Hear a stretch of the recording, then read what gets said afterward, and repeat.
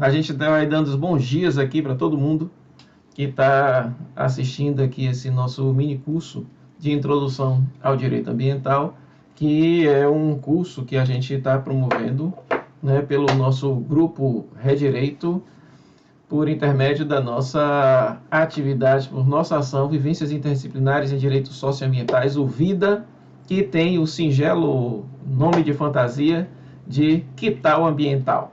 Né? Então, nosso objetivo aqui, nesse mini curso, é fazer mesmo, conversar um pouquinho a respeito dos conceitos iniciais, introdutórios mesmo do direito ambiental, falando, né, de conceito, objeto, né, finalidade, e também encerrando falando sobre os princípios do direito ambiental e deixando aí a margem para quem quer, né, quem desejar depois fazer os devidos aprofundamentos.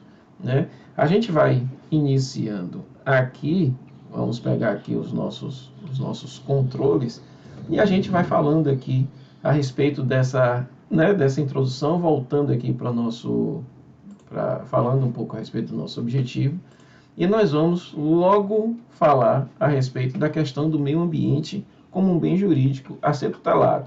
Ou seja, a gente sabe que o direito ele busca tutelar interesses da sociedade e que por isso, em função, né, do grande interesse, da necessidade que a humanidade tem tido, né, principalmente nos últimos anos, em função da existência de uma sociedade de risco, de nós compreendermos que todas as nossas atividades elas acabam exercendo ou desempenhando algum tipo de impacto sobre o ambiente, a gente começa a ter essa percepção de que o direito ele precisa tutelar, e para o direito tutelar ele precisa ter determinados entendimentos e precisa de alguma forma conformar, né, o alcance dessa sua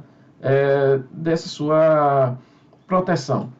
E por isso a gente vai logo iniciando lá, jogando para o caput do artigo 225 da nossa Constituição, que vai dizer que todos têm direito ao meio ambiente ecologicamente equilibrado, bem de uso comum do povo e essencial, a sadia qualidade de vida, impondo-se ao poder público e à coletividade o dever de defendê-lo e preservá-lo para as presentes e futuras gerações.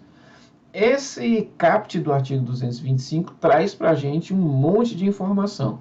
E a gente não vai se deter nisso aqui agora, e fica para o aprofundamento que cada pessoa desejar realizar em relação à questão constitucional do meio ambiente. Mas acaba sendo necessariamente importante porque a própria Constituição ela já vai trazendo aí algumas definições importantes, principalmente quando a gente fala a respeito de quem tem interesse, né? Também a delimitação de que ambiente deve ser protegido. E aqui ela já está dizendo, o meio ambiente ecologicamente equilibrado, ou seja, o entendimento de que todos os elementos existentes no ambiente, ou seja, tudo aquilo que está à nossa volta, precisa estar em harmonia, precisa estar em conformidade. Porque quando você perde esse equilíbrio, alguma coisa vai acontecer. É esse o entendimento inicial, bem raso, daquilo que a gente pode compreender a respeito dessa necessidade do equilíbrio ambiental. Além disso, vem trazendo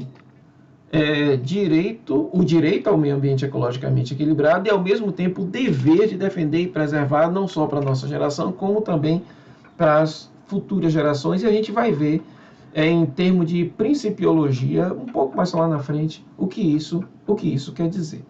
Mas, quando a gente vai buscar um conceito jurídico de meio ambiente, a gente vai encontrar no nosso país um conceito que está lá no artigo 3º da Lei 6938 de 1981, que é a nossa Política Nacional de Meio Ambiente. E que vocês estão vendo aí na tela, que é, né, o conjunto de condições, leis, influências e interações de ordem física, química e biológica que permite, abriga e rege a vida em todas as suas formas. A gente não pode esquecer que esse conceito é um conceito de 1981, né? Ou seja, ele reflete o pensamento ambiental ou a gente pode colocar aí o governamental ambiental de uma época, né? Hoje a gente consegue compreender melhor o que são os componentes do meio ambiente e que isso em algumas legislações estaduais ou mesmo, né, em outras normas infralegais, esse conceito ele já expressa algum tipo de mudança. Aqui na Bahia, nós temos a Lei 10.431, que é de 2006, e que ela já traz, né, o espelho de um outro pensamento do que seja meio ambiente. E eu costumo trazer ele porque eu acho que ele é bem completinho para a gente compreender esse alcance do conceito de um conceito legal de meio ambiente. Que ele vai dizendo o seguinte: que o meio ambiente é a totalidade dos elementos e condições que, em sua complexidade de ordem física, química e biológica, me desculpem, ordem física, química, biológica, socioeconômica, cultural e em suas interrelações, dão suporte a todas as formas de vida e determinam sua existência, manutenção e propagação, abrangendo o ambiente natural e o artificial. Ou seja, quando a gente vai ver logo, você já vê totalidade, alguns conceitos ou algumas palavras que acabam sendo importantes para a compreensão de meio ambiente nos dias de hoje. E aí você vai ver totalidade, complexidade, né? A proteção, todos esses elementos aqui de ordem física, química, biológica, socioeconômica e cultural, e fala das interrelações desses elementos. Isso é muito importante para a gente ir compreendendo, né, o que sejam esses elementos que nós estamos falando aqui. Tá joia?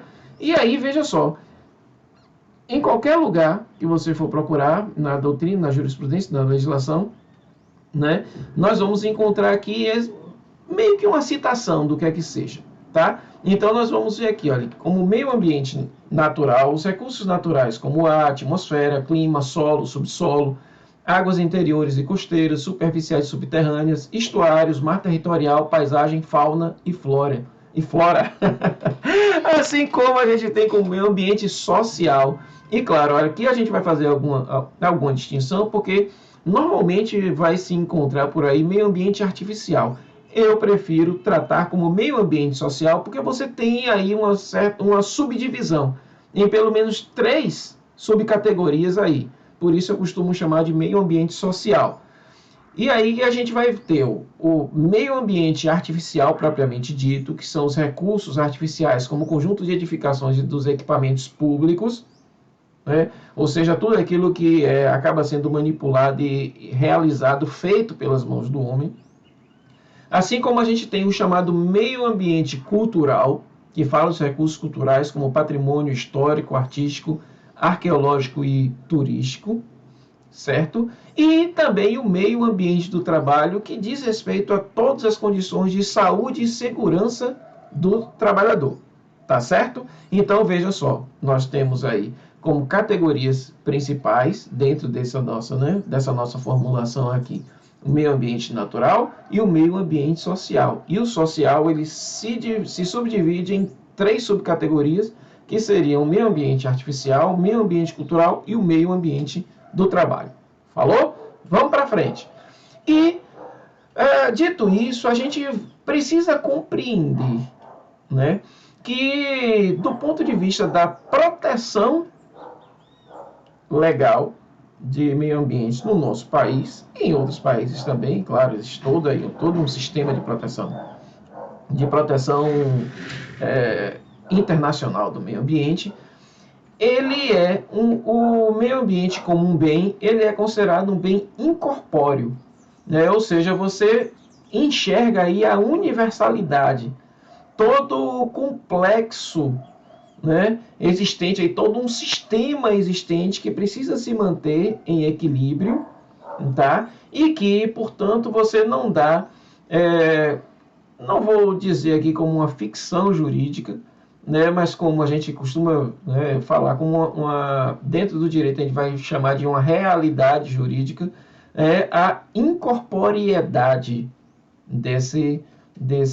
ou imaterialidade, vou chamar assim, do meio ambiente ecologicamente equilibrado, como está colocado na Constituição e o sistema de proteção legal existente no nosso país. Existem, né, manifestações materiais do meio ambiente e essas manifestações materiais, elas podem ser apropriadas pelas pessoas, pelas organizações ou pelos governos, né? Mas o meio ambiente, quanto um sistema estruturado, ele não tem corpo, o seu valor é enquanto universalidade e ele é insuscetível de apropriação. Ele não pertence a ninguém, mas também, meio que contraditoriamente, pertence a todo mundo. Isso, para não deixar mais confusas as cabeças, a gente vai fazer a distinção existente na doutrina entre macrobem ambiental e os microbens ambientais. E eu trago aqui uma figura que eu tirei lá de uma cartilha editada pelo governo do estado da Bahia sobre águas, e que aqui tem meio que uma bacia hidrográfica, né, retratada. Né? Você tem aqui um rio, que é o corpo principal dessa bacia hidrográfica. Você tem aqui, né, uma espécie de afluente aqui, tá?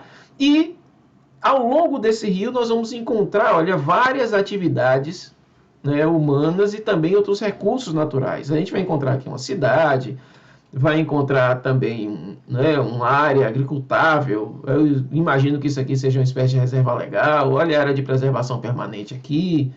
Você tem aqui uma vilazinha, você tem indústria, né, e ele deságua aqui no mar. Quando a gente pega isso aqui, a gente vai chamar de macrobem ambiental, né, que é essa ideia, né, da imaterialidade do meio ambiente enquanto complexo, tá? Enquanto universalidade que precisa ser, cujo equilíbrio precisa ser protegido, precisa ser conservado ou preservado. Tá? E aqui, cada um desses bens aqui, eles serão os microbens ambientais. Esse macrobem, ele pertence a toda a sociedade e do ponto de vista de dominialidade, de patrimonialidade, não pertence a ninguém, nem mesmo ao poder público. Tá? E nós vamos encontrar aqui os microbens ambientais, que vai ser, né, o solo, as árvores, né, as unidades habitacionais aqui, né, nessa cidade, né, essa fábrica pertence a alguém. O rio, a depender da sua situação, que descrita, né, lá no artigo 20 da Constituição, ele vai pertencer à União ou ao Estado Federado. Tá? E nós temos aqui também o mar territorial, que é um bem da União. Certo? Então, cada um desses microbens, que eles podem ser utilizados, eles podem ser apropriados, certo? Mas eles não podem ser utilizados de qualquer forma, porque a legislação ela dá os parâmetros para a utilização desses microbens ambientais para que esse macrobem, como um todo, ele não sofra degradação. Tá joia? Não sei se ficou entendido aí para vocês, mas existem aí diversos livros que podem, e artigos também publicados, que podem, né, melhorar o entendimento de cada um. Tá joia? Vamos para frente. Tá bom? Então, veja só, esse equilíbrio ambiental, do macrobem ambiental, ele é considerado um direito humano fundamental e ele é um direito difuso. Né, que tem essa conceituação legal aí, que é de transindividual, de natureza indivisível e de que são titulares pessoas indeterminadas e ligadas por circunstâncias de fato. E o que quer dizer que querem dizer essas características? Primeiro, a característica da transindividualidade, porque ele transpõe o simples interesse de cada ser humano individualizado, tá? Ou seja, o seu interesse se torna coletivo, de toda a sociedade, de toda a coletividade. Tá joia? Ou seja, o equilíbrio ambiental é o interesse da sociedade. Indivisibilidade do objeto. Você vai entender que qualquer coisa que aconteça, seja no sentido de desequilibrar, seja no sentido também de recuperar o equilíbrio, vai acontecer dentro desse complexo e não apenas, digamos assim, pegar um exemplo aqui muito claro na região em que a gente vive aqui no estado da Bahia, que é o sul da Bahia. Nós temos aqui bacias hidrográficas importantes, como a bacia do Rio Cachoeira e a bacia do Rio Almada. E o Rio Cachoeira, por exemplo, ele passa no meio de uma cidade aqui, que é a cidade de Itabuna. E de vez em quando a gente ouve falar de despoluição do Rio Cachoeira em Itabuna. Isso não existe, né?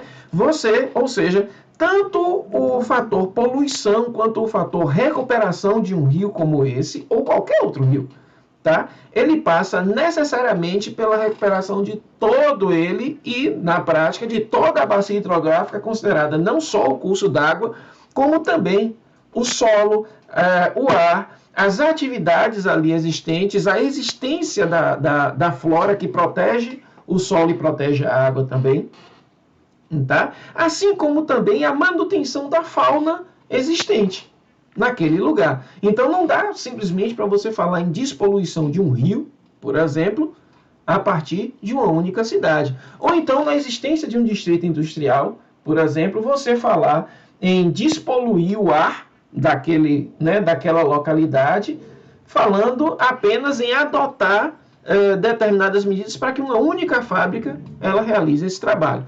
Todo o trabalho precisa ser feito como um todo. Por quê? Porque o objeto a manutenção, recuperação da qualidade ambiental, ou mesmo a melhoria da qualidade ambiental, ela é indivisível, tá bom?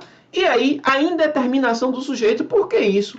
Porque é impossível, dentro dos direitos difusos, você simplesmente numerar, você quantificar o número de pessoas que serão beneficiadas. Se a gente pega, por exemplo, a despoluição de um rio, como o Rio Cachoeira, que eu me referi anteriormente, você vai ter aí vários habitantes de várias cidades, né? E não só os habitantes dessas cidades, mas as pessoas que de alguma forma dialogam com essa cidade, seja para visita, para turismo, por exemplo, ou então para a realização de outras atividades, né? Seja simplesmente uma ida rápida, ou a simples passagem por aquele lugar, né, numa viagem, ou mesmo para suas atividades laborais. Então você não tem como quantificar, eu não vou beneficiar fulano, cicrano ou aquele grupo específico, mas você vai beneficiar toda uma coletividade que você não consegue quantificar. E você não consegue quantificar por quê? Porque entre elas não existe uma coisa que a gente chama de relação jurídica base. Existe somente o vínculo fático que liga esses sujeitos. Que vínculo fático é esse? Seja o impacto negativo, que é a degradação ambiental, ou seja, a preservação, melhoria ou recuperação da qualidade desse ambiente. Tá joia? Que aí, claro, quando nós falamos em melhoria da qualidade de vida, nós falamos em bem-estar, nós estamos falando de uma forma geral em satisfação das necessidades coletivas que tem aí um reflexo na individual. Tá joia? Vamos para frente aqui. Beber uma aguinha. E aí, qual é o ramo do direito que vai regular as nossas atividades dentro dessa relação que nós precisamos ter com o ambiente? Nós estamos falando aqui do nosso direito ambiental. Nós vamos falar aqui a respeito do seu conceito, do seu objeto e também dos seus princípios. E a gente começa aqui por uma citação hoje o Papa do Direito Ambiental brasileiro, que é o professor Paulo Afonso Leme Machado, que ele vai dizendo logo de cara que o direito ambiental é um direito sistematizador, que faz a articulação da legislação, da doutrina e da jurisprudência concernentes aos elementos que integram o ambiente. Procura evitar o isolamento dos temas ambientais e sua abordagem antagônica. O direito ambiental não ignora o que cada matéria tem de específico, mas busca interligar esses temas com a argamassa da identidade dos instrumentos jurídicos de prevenção e de reparação, de informação, de monitoramento e de participação. De alguma forma aqui, o professor Paulo Afonso Leme Machado está dizendo para a gente que o direito ambiental ele vai buscar uma série de conhecimentos já existentes em outras em outros ramos do direito, já que dentre os ramos do direito hoje conhecidos, hoje consolidados, o direito ambiental é um dos mais novos. Aí ele vai buscar no direito constitucional, no direito penal, no direito civil, no direito administrativo, né, e em vários outros ramos, né, eu estou citando aqui somente aqueles que a gente pode, né, considerar como principais, como aqueles que mais aparecem, melhor dizendo. Ele vai buscar nesses ramos os institutos já existentes ali, ele vai consolidar e dar a esses institutos, digamos assim, uma ideologia ambiental, ou seja, esse sentido de proteção ambiental que até algum tempo não existia, tá bom? Além do professor Paulo Afonso Leme Machado, tem um interessante também, que é um outro conceito, né, um outro entendimento, que é o do professor Edson Milaré, que ele vai dizer que o direito ambiental é um complexo de princípios e normas reguladoras das atividades humanas que, direta ou indiretamente, possam afetar a sanidade do ambiente em sua dimensão global, visando a sustentabilidade para as presentes e para as futuras gerações. Aí ele vai falar que é complexo, que há princípios e normas, e não somente normas, tá? E aí veja que essas normas, elas disciplinam as atividades humanas. A gente precisa compreender essa dimensão, que o direito ele serve para disciplinar as atividades humanas, tá bom? José Luiz Serrano, né, é um dos conceitos que eu acabo mais utilizando. Ele vai dizer, olha, que o direito ambiental é um sistema, tá? E não conjunto. Ele vai aí para sistema. Lembra, esse Milaré falou que é um complexo e que tem, né, de certa forma, o mesmo sentido que Serrano usa. E ele vai dizer que é um sistema de normas, de princípios, de instituições, de práticas e de ideologias jurídicas que regulam as relações entre os sistemas sociais e seus entornos naturais. Tá? Acaba tendo praticamente aí o mesmo sentido de Edson Milaré, só que aqui ele vai falar que, além de normas e princípios, você tem instituições, você tem práticas, você tem ideologias, ou seja, você guinda aí o sentimento, a subjetividade também, para a subjetividade e os costumes também, os hábitos também, para o reconhecimento deles de importância, né, para a proteção ambiental, tá bom? E a gente tem aqui também uma outra divisão, uma divisão que o professor José Afonso da Silva vai falar, dizendo que existe um direito ambiental objetivo, que são, né, o conjunto de normas jurídicas disciplinadoras da proteção da qualidade do meio ambiente, e claro que, além disso, a gente vai adicionar aí nessa classificação aí do professor José Afonso, né, dentro do direito ambiental objetivo, a gente vai ter aí as instituições existentes, a gente vai ter aí os princípios, né, a gente vai ter aí as práticas, né, minimamente falando aí em termos daquilo que a gente pode encontrar como fontes dos quais a gente pode extrair normas que vão disciplinar essas nossas ações. E ele vai também ele vai encontrar aqui o direito ambiental como ciência, que é, claro, a busca do conhecimento e da sistematização desse conhecimento, de normas, de princípios, de práticas, de ideologias, de institutos existentes, tá? Buscando aí a ordenação, né, a ordenação das nossas atividades tendentes a buscar a qualidade do ambiente. Disso tudo que a gente falou, a gente pode fazer esse resumo aqui, olha. O direito ambiental, ele precisa ser visto como um sistema e não como um conjunto, que existe diferenciação nisso, né? O sistema, ele reconhece a complexidade e reconhece também a interatividade ou interdependência de todos os elementos que constituem isso aqui, tá? Que busca múltiplas fontes, ou é o pensamento de Serrano, ou aquilo que Edson Milaré já fala, ou aquilo que Paulo Afonso falou, né, dos diversos ramos do direito que são buscados para formar as normas do direito ambiental. Então, essa busca e o reconhecimento dessas múltiplas fontes e que buscam, né, ordenar o nosso comportamento nessa relação, né, da sociedade com o entorno. Tá joia? Vamos para frente? Tá entendido? Beleza. Então, vamos lá, olha. Dito isso, a gente vai começar a falar a respeito dos princípios do direito ambiental. E eu trago aqui também, novamente, uma outra citação, que é do professor, né, e ministro do Superior Tribunal de Justiça, professor Antônio Herman Benjamin, que ele vai dizendo que os princípios eles servem de critério básico e inafastável para a exata inteligência e interpretação, ou seja, para você compreender bem o direito ambiental, você precisa ir aos princípios, conhecer inicialmente e depois se aprofundar nesses princípios, tá? Então, a partir daí é que você vai ter mesmo a exata dimensão de compreensão e interpretação das normas que compõem o sistema jurídico ambiental. Né? O conhecimento dos princípios é uma condição indispensável para a boa aplicação do direito ambiental, tá bom? E veja uma coisa importante, como é um ramo do direito relativamente novo, existem aí, a depender do autor que você pegar para estudar, para se aprofundar, você vai encontrar aí um monte de nomenclatura, tá? A respeito de princípios. Existem alguns princípios que são consagrados já hoje, mas você vai encontrar aqui.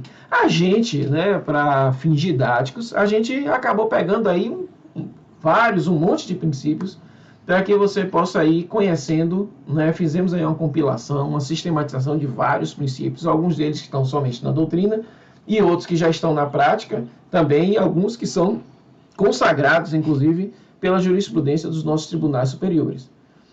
O primeiro deles, que eu trago para vocês, e aí eu vou também ter que falar um pouco rápido a respeito dos princípios, porque senão a gente estoura, né, o tempo e acaba ficando muito cansativo. Tá? O primeiro deles é o reconhecimento de que, né, há um direito humano fundamental. Tá? E aí, nessa questão do reconhecimento de um direito humano fundamental como princípio do direito ambiental é o reconhecimento de que o meio ambiente ecologicamente equilibrado é um direito subjetivo fundamental do ser humano. Ele é inafastável, ele é essencial à sadia qualidade de vida, ou seja, ele é indisponível. E aí, quando a gente está falando de macrobem ambiental. Tudo que a gente falar aqui, lembra lá, volta lá para o conceito, para o entendimento do que seja o macrobem ambiental. Tá? Não vamos ficar somente no entendimento de microbem ambiental. Tá joia? Vamos lá. O princípio da solidariedade.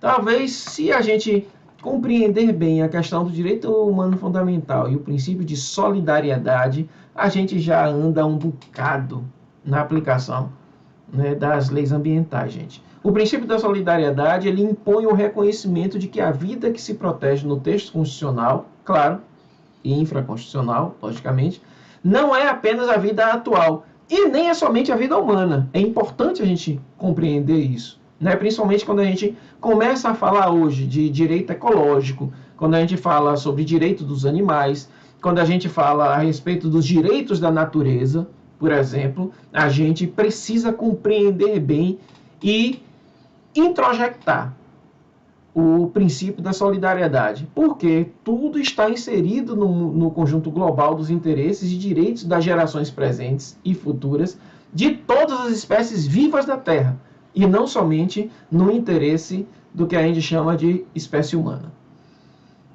O princípio do desenvolvimento sustentável, né, ele vai justamente falar a respeito desses limites, né?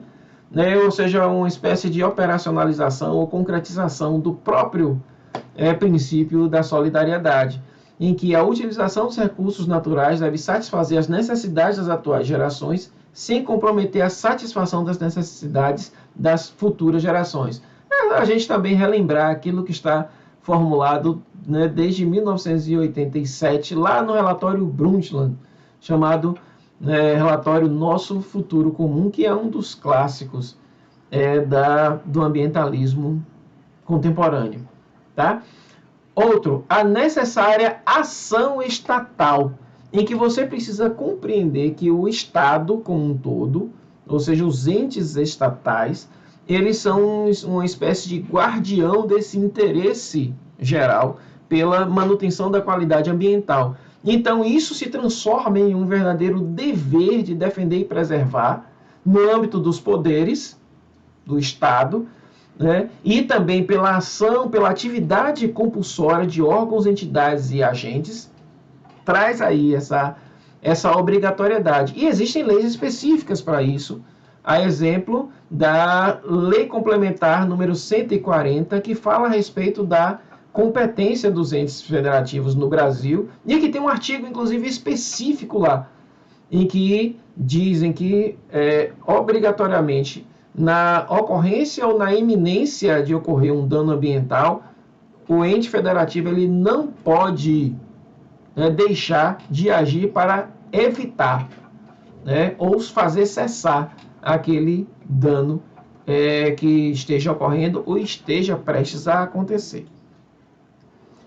Nisso a gente também tem aí um dos princípios consagrados, que é o princípio da prevenção, que se parece muito com um outro princípio que a gente vai ver logo mais adiante, tá?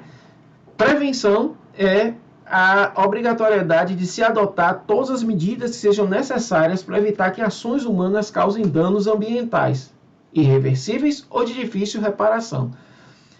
Ela cuida do risco concreto e potencial, ou seja, quando você conhece os riscos que podem acontecer, aquilo que são os impactos que podem acontecer em função de uma determinada atividade. Existem hoje a técnica, a ciência, ela já tem conhecimento de muitos riscos e impactos que podem ser causados por determinadas atividades. E por isso, a aplicação do princípio da prevenção.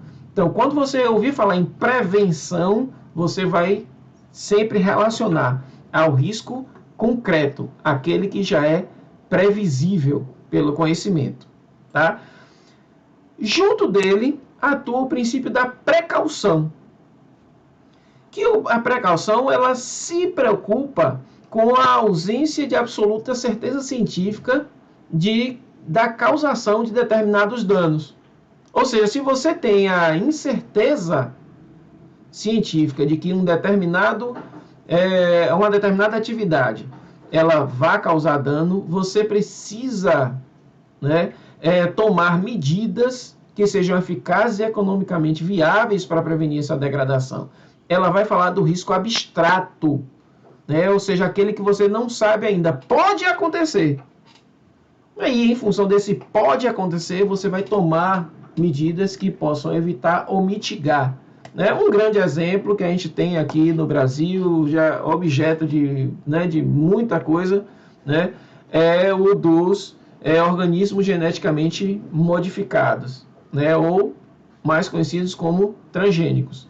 Tá? Assim como também a gente tem o problema das estações de radiobase de celular e tal, e que ainda causa muita dúvida, muita polêmica e muita discussão a respeito disso, enquanto você ainda não tem um desenvolvimento da técnica. E principalmente nesse momento que a gente já fala em implantação do 5G do celular e os estudos para o 6G, a gente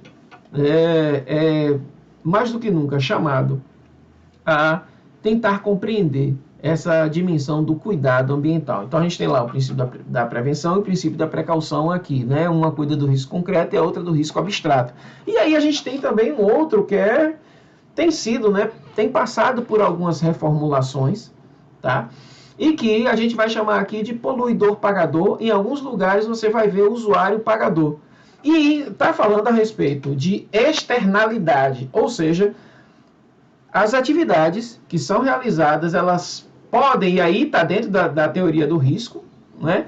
Essas atividades realizadas, tá? Elas podem causar determinados impactos que estão fora do seu controle. Isso é chamado de externalidades. E os custos para evitar, ou para mitigar, que é diminuir os impactos, ou então para recuperar, eles devem ser suportados pelo degradador, tá? Assim como também você tem um entendimento aí de que os recursos ambientais eles têm um valor econômico. E se alguém quer utilizar, seja direta ou indiretamente, esse recurso, ele precisa pagar à sociedade. A sociedade ela precisa ser ressarcida pela utilização direta ou indireta desse recurso. Guilherme, dê um exemplo de utilização direta ou indireta. Nós vamos falar aqui do recurso água, por exemplo. Quando quando uma indústria, por exemplo, retira a água de um manancial hídrico, seja um rio ou de águas subterrâneas, ele vai fazer o uso direto desse recurso. Digamos que ele não retire a água diretamente da natureza, mas ele receba a água de um serviço já prestado pelo poder público. Mas aquela água ela vai ser destinada para algum lugar. No momento em que ele descarta essa água, ele está fazendo um uso indireto do recurso no que diz respeito à utilização desse recurso no meio natural. Certo? Junto a isso, olha, esse princípio, a gente precisa enxergar ele do ponto de vista preventivo.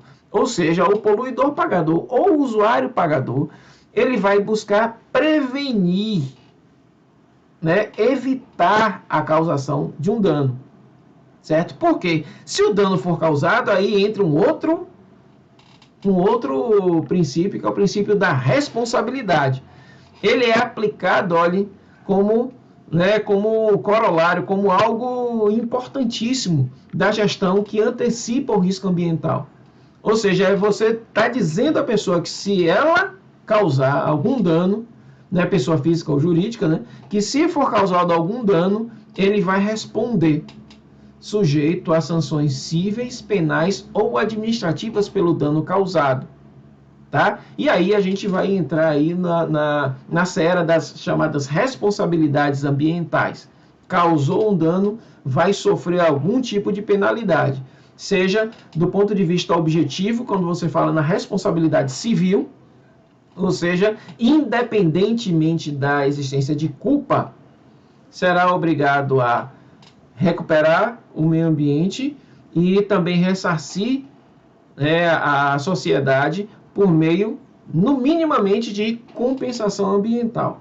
Tá? Além disso, e aí ocorrendo a responsabilidade com culpa ou responsabilidade subjetiva, quando você fala na responsabilidade penal, se ocorrer crime ambiental previsto na lei, ou se incorrer em infração administrativa que esteja previsto em decretos ou outras regulamentações administrativas, ou seja, que sejam oriundas do Poder Executivo dos entes federados. Tá ok? Vamos para frente aqui. E aqui a gente tem um princípio que é um princípio relativamente novo, que é o do protetor-recebedor, e outras pessoas chamam de provedor-recebedor. Ou seja, nessa coisa, a gente costuma só pensar em quem causa dano ao ambiente. Mas existe também as pessoas, que a gente está chamando de atores sociais, que fazem trabalho de recuperação ou de manutenção do meio ambiente. E essas pessoas, o princípio do protetor-recebedor diz que esses atores sociais que realizam atividades de proteção ou manutenção da qualidade ambiental, elas precisam ser, de alguma forma, beneficiadas ou oferir algum tipo de vantagem econômica. Seja a percepção direta de dinheiro, tá? Ou mesmo ter acesso a determinados benefícios fiscais do Estado, tá bom? E a gente tem também a chamada função socioambiental da propriedade. Ou seja, a nossa Constituição, ela consagra o direito à propriedade, mas ao mesmo tempo que ela consagra o direito à propriedade, ela consagra também a obrigação de manutenção, de cumprimento da função ambiental da propriedade, que é que a gente está chamando de socioambiental. Tá? Por quê? Porque essa função ela não diz respeito somente à questão ambiental propriamente dita dos recursos naturais, mas estão aí a dimensão econômica e também a dimensão social da questão da sustentabilidade, ou seja, a garantia da manutenção do usufruto do direito de propriedade está diretamente vinculada a observar os requisitos de sustentabilidade.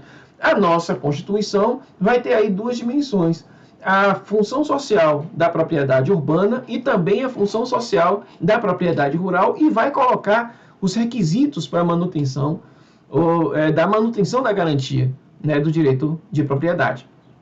Tá? Nós temos também um outro princípio importantíssimo, que é o da democracia ou da participação, que é justamente o cumprimento dos direitos constitucionais, a ampla informação e a participação da sociedade civil.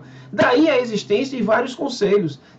No Sistema Nacional do Meio Ambiente mesmo, você tem desde o CONAMA, que é o Conselho Nacional do Meio Ambiente, e passando também pelos conselhos estaduais, e você tem também os conselhos municipais de meio ambiente, só para citar um exemplo, né, da operacionalização desse princípio da participação. E a depender de determinadas políticas de interesse ambiental, você tem também aí determinados outros instrumentos para participação popular, como a gente vê aqui, olha, as atividades de educação ambiental, informação, o direito de petição, a iniciativa popular, as ações judiciais, elas são importantíssimas para o cumprimento desse princípio. Tá?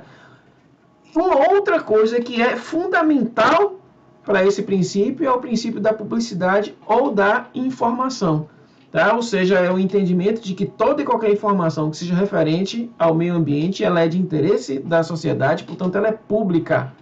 Tá? Ou seja, qualquer cidadão pode e deve ter acesso a essa informação. E aí existe a referência legal, inclusive, à existência de leis que prevêem o exercício desse direito, a Lei 10.650, por exemplo, que é específico para informações ambientais, a Lei de Acesso à Informação também, assim como também nós temos uma outra lei, que é a Lei de Proteção do Usuário de Serviços Públicos. Todas elas têm mecanismos de publicidade ou informação, seja especificamente ambiental, como também para outras questões referentes ao exercício da cidadania.